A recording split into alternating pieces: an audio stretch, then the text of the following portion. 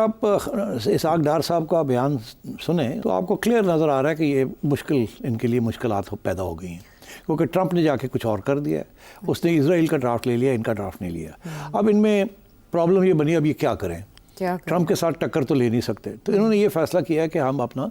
جو اب موقف ہے وہ ذرا لکھ دیں کہیں۔ بیسکلی یہ ڈومیسٹک کنزمپشن کے لیے کچھ اور کر لیں، یہ نہیں کہ ڈومیسٹک کنزمپشن کے لیے اپنے آپ کو بچانے کے لیے، تو اب یہ کہ ہم لگا دیتے ہیں اپنا موقف، جو کہ انہوں نے پارلیمنٹ کے اندر بھی بات کر لی، مگر اس کی اب کوئی اہمیت نہیں ہوگی۔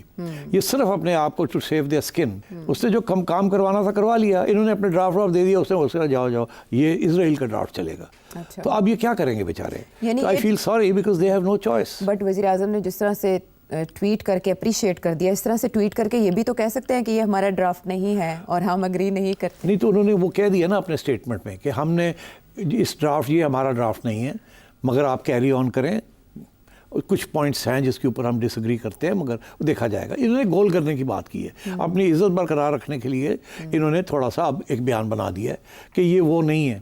کیونکہ یہ جو ہے اس کے اوپر تو بڑی تنقید ہو رہی ہے نا، تو اس کو کیسے ملکیت لیں گے یہ 8 کے 8؟ نہیں اون کر سکتے، یہ نہیں اون کر سکتے، تو اس لیے اپنے لیے گنجائش چھوڑی ہے، ہم کہہ دیں کہ جی مسئلہ ہے اس میں، یہ ہے وہ ہے وہ ہے۔ تو مگر جو اگلا جو ایشو ہے کہ اب جو ٹرمپ نے، تو ادھر تو کلیئر ہو گئی کہ ان لوگوں کی کوئی حیثیت نہیں ہے ٹرمپ کے آگے۔